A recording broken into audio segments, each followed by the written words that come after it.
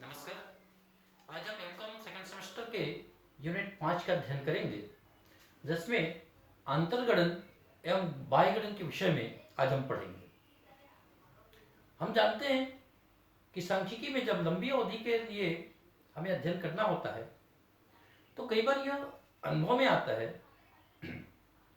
कि जो समंक है या तो पूरे नहीं हो पाते या नष्ट हो जाते हैं।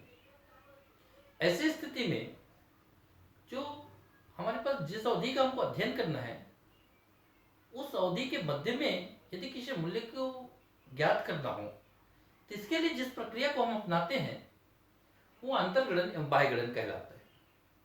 आइए हम इसको समझने का प्रयास करते हैं। पहले हम अंतर्गणन को देखते हैं। अंतर्गणन दिए हुए समंक के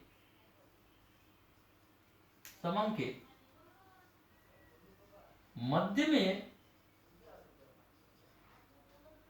अज्ञात मूल्य की गणना, यह जो प्रक्रिया है यह अंतर्गणन कहलाता है। हम एक उदाहरण से समझने का प्रयास करते हैं। ये वर्ष दिए हुए हैं और ये जनसंख्या दी हुई है। यदि हम देखते हैं किसी एक राज्य में 1981, 1991, 2001 और 2011 इन वर्षों की जनसंख्या दी हुई है।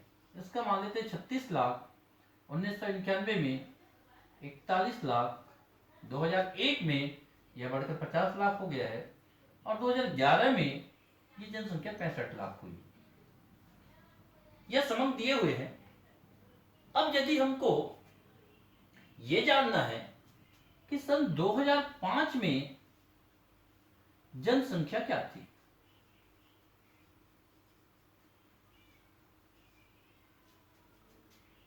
क्योंकि 1981, 91 और 2001 और 2011 का जनसंख्या हमको पता है, लेकिन 2001 और 2011 के मध्य में 2005 की जनसंख्या हमको निकालनी है। तो जिस प्रक्रिया के द्वारा हम इसकी गणना करते हैं यही अंतर्गणन कहलाता है। हम इसी तरह से बाह्यगणन को समझते हैं कि यदि हमको 1981 से लेकर 2011 तक की जानकारी दी गई है और हमको आगे क्या 2015 की जनसंख्या निकालनी है, इसका अनुमान लगाना होगा।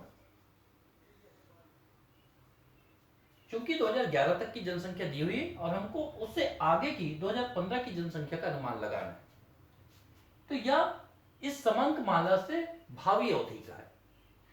तो इसकी जो गणना प्रक्रिया है यही बाह्यगणन कहलाता है। तो इसका अर्थ हुआ, बाह्यगणन का अर्थ हुआ दिए गए समंक माला के भावी मूल्यों की गणना।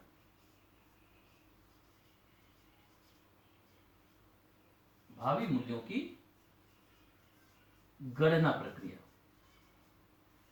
यह जो है बाह्यगणन कहलाएगा। तो हम ये समझ गए होंगे कि अंतर्गणन एवं बाह्यगणन क्या है।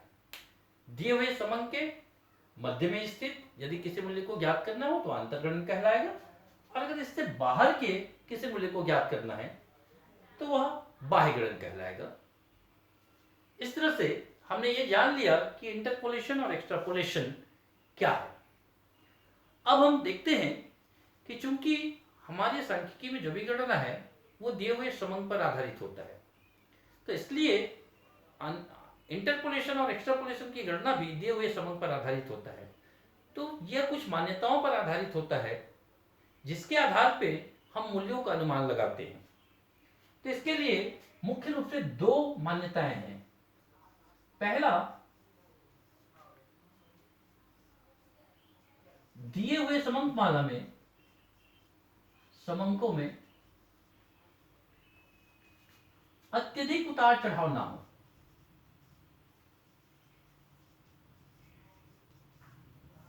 इसका अर्थ यह है कि यदि कोई हमको आंकड़े दिए हों और उसमें बहुत ज्यादा कमी या वृद्धि है, तो हम उसके आधार पर हम जो अनुमान लगाना चाहेंगे अज्ञात मूल्य का, उसमें त्रुटि हो सकती है। तो इसलिए जो हमको समंक दिए गए हैं उसमें बहुत ज्यादा उतार चढ़ाव नहीं होने चाहिए। दूसरा, समंकों में परिवर्तन की दर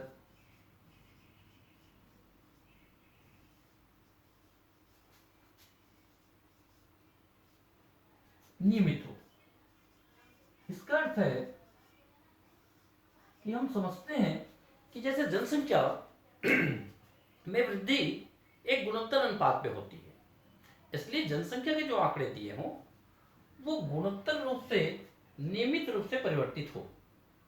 यदि किसी कारणवश किसी भी कारण से यदि उसके परिवर्तन की दर में कमी या वृद्धि होती है, जैसे अभी कोरोना के कारण यदि मृत्यु की संख्या में अधिकता के कारण जनसंख्या में जो वृद्धि है वो दर कम हो जाती है, तो ऐसी स्थिति में हम अंतर्गणन एवं बाह्यगणन के मूल्य का शुद्धता रूप से हम आकलन नहीं कर पाएंगे।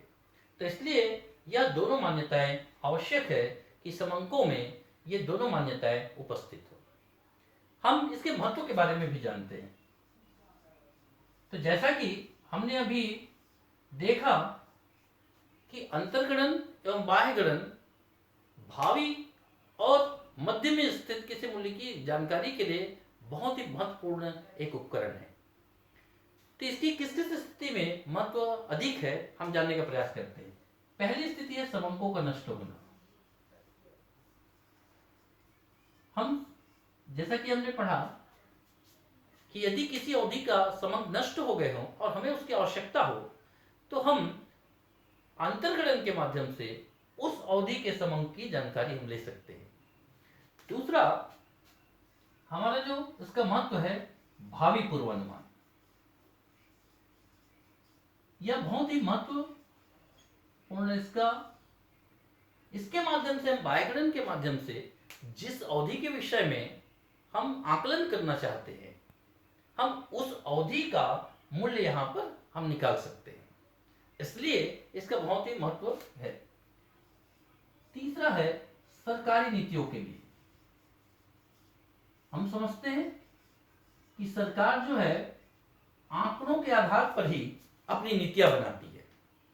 जैसे आज 2020 में अगर मान लीजिए सरकार कोई नीति बनाना चाहे, अगर 2025 के लिए वो कोई नीति बनाना चाहेंगे, तो 2025 की जनसंख्या, उस समय सामग्रियों की आवश्यकता, बिजली की आवश्यकता, इसका अनुमान उनको होना चाहिए, तभी वो उसके आधार पर नीतियां बना सकती है। तो इसलिए हमारे पास बाह्यगणन जो है सरकारी नीतियों के लिए बहुत ही महत्वपूर्ण है, क्योंकि इसके आधार पर वो भावी मूल्यों का अनुमान लगा सकती है और सही नीति का निर्माण कर सकती है। इसी तरह से हम देखें तो उद्योगपतियों के लिए भी अंतर्गणन और बाह्यगणन का बहुत ही ज्यादा महत्व है, क्योंकि इसके माध्यम से भावी मांग का निर्धारण उद्योगपतियों द्वारा की जा सकती है और इसके आधार पर वे अपना उत्पादन कम या ज्यादा कर सकते हैं। तो इस तरह से हम देखते हैं कि अंतर्गणन एवं बाह्यगणन विधि जो है इनका बहुत ही ज्यादा महत्व सांख्यिकी में है। इसी तरह से तुलनात्मक अध्ययन के लिए भी इस पद्धति का उपयोग किया जाता है। यदि किसी अवधि का किसी दो उद्योगों के बीच में या किसी दो सरकारों के बीच में या किसी दो अवधि के मूल्यों के बीच में अगर हम अध्ययन करना चाहें, उनका तुलना करना चाहें, तो अंतर्गणन बाह्यगणन एक बहुत ही महत्वपूर्ण विधि है। तो इस तरह से हमने अंतर्गणन और बाह्यगणन के विषय में आज हमने जाना कि अंतर्गणन और बाह्यगणन क्या है, इसकी मान्यताएं क्या है, उसका महत्व क्या है। अब हम अंतर्गणन और बाह्यगणन के व्यवहारिक पक्ष की ओर जाएंगे कि आखिर हम अंतर्गणन और बाह्यगणन की गणना कैसे करते हैं, किन विधियों के माध्यम से हम ये मूल्य ज्ञात कर सकते हैं।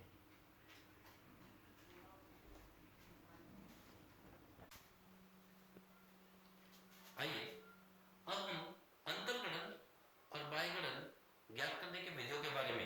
हम जानेंगे। अंतर्गणन और बाह्यगणन ज्ञात करने के लिए मुख्यतः दो विधियां हैं। एक है बिंदुरेखी विधि यानी ग्राफिकल मेथड। इसमें हम ग्राफ के माध्यम से अंतर्गणन और बाह्यगणन का मूल्य ज्ञात करते हैं। जबकि दूसरी विधि है बीजगणितीय विधि। बीजगणितीय विधि में हम विभिन्न गणितीय माध्यमों से अंतर्गणन और बाह्यगणन की गणना करते हैं।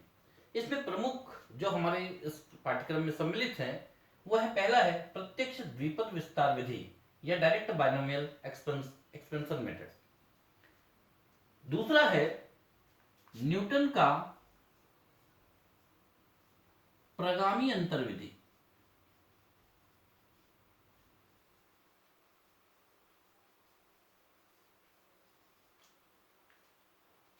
तीसरा है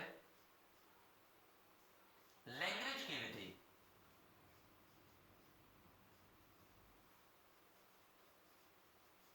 और चौथी विधि है एकेंद्र वक्र विधि।